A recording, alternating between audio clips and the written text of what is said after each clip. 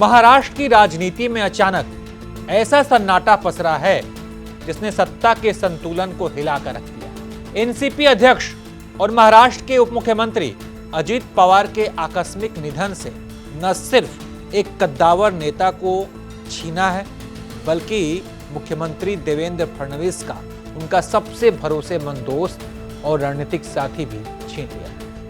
अजित पवार सिर्फ महायुति के एक सहयोगी नहीं थे, बल्कि फडणवीस के लिए वो ब्रेक थे जिसने दूसरे डिप्टी सीएम और शिवसेना प्रमुख एकनाथ शिंदे के हार्ड बार्गेनिंग पावर को कंट्रोल करके रखा था। अब सवाल यह है कि अजित पवार के बिना फडणवीस क्या शिंदे को उसी तरह मैनेज कर पाएंगे?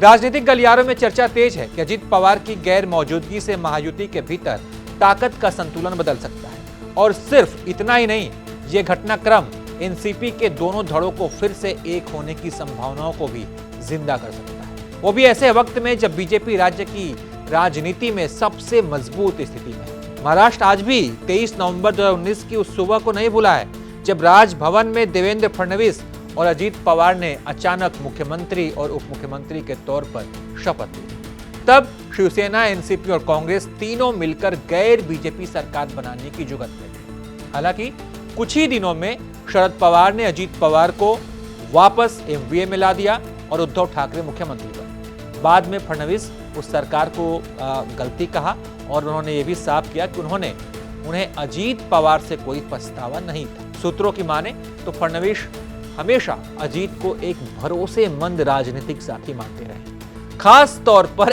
एकनाथ शिंदे से निपटने के लिए। शिंदे खेमे के कुछ नेता आज भी मानते हैं कि अगर फडणवीस अजित की ये केमिस्ट्री नहीं होती तो नवंबर 2024 के विधानसभा चुनाव के बाद मुख्यमंत्री एकनाथ शिंदे ही होते। आपको याद दिला दे कि जून 2022 में शिंदे ने शिवसेना तोड़कर उद्धव सरकार गिराई थी, खुद सीएम बने थे। ठीक एक साल बाद जुलाई 2023 में अजित पवार ने शरद पवार की एनसीपी तोड़कर शिंदे सरकार को ज्वाइन कर लिया था। एनसीपी के ज्यादातर विधायक और प्रफुल्ल पटेल जैसे दिग्गज नेता भी अजित के साथ चले गए। एक अगर राजनीतिक पंडितों की माने, सूत्रों की माने तो अजित पवार को एनडीए में लाना पूरी तरह से फडणवीस की रणनीति थी। केंद्रीय नेतृत्व उस वक्त पूरी तरह से सहज नहीं था।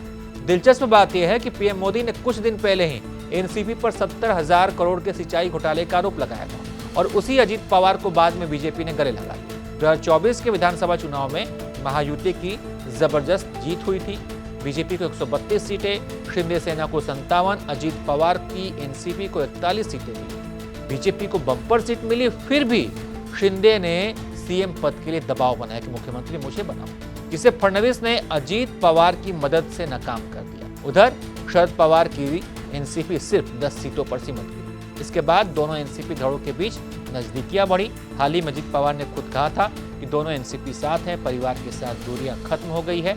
अब अजित पवार की मौत ने एनसीपी के भविष्य पर सवाल खड़ा कर दिया। राजनीतिक पंडितों का मानना है कि महाराष्ट्र की राजनीति में हमेशा कोई ना कोई पवार रहा है। अब दो रास्ते हैं, या तो पूरा पवार परिवार एक हो जाए या फिर अजित पवार के परिवार के पत्नी सुनेत्रा पवार और उनके बेटे राजनीति में आगे हैं। भारतीय राजनीति में कोई नई बात भी नहीं, लेकिन सबसे बड़ा सवाल यही है कि अगर शरद पवार एनडीए में गए तो फडणवीस की सर्वोच्च स्थिति को चुनौती मिलेगी, और अगर वो इंडिया गठबंधन में रहकर मजबूत हुए तो फडणवीस के लिए शिंदे को नजरअंदाज करना मुश्किल हो जाए। यानी साफ है कि अजित पवार का जाना सिर्फ एक व्यक्ति का जाना नहीं है, यह महाराष्ट्र की राजनीति में कई नई चालों और नई समीकरणों की शुरुआत भी है। जैसा कि मैंने आपको बताया कि अजित पवार की वजह से ही देवेंद्र फडणवीस मुख्यमंत्री बने।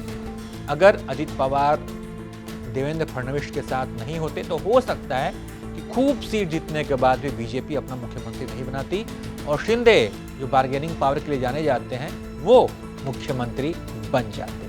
अभी आपने बीएमसी का चुनाव देखा, उसमें भी लगातार शिंदे इस बात के लिए बार्गेनिंग कर रहे हैं कि भाई भले उनकी सीटें कम, लेकिन बार्गेनिंग में लगे हुए हैं कि मेयर उनका को आपने देखा कि कैसे उन्होंने अपने पार्षदों को एक जगह ले जाकर इकट्ठा कर दिया। बाकी आप क्या सोचते हैं इस पर? इससे क्या बदलाव होगा महाराष्ट्र की राजनीति में? इस पर क्या सोचते हैं? अपनी राय दीजिए। देखते रहिए एबीपी लाइव।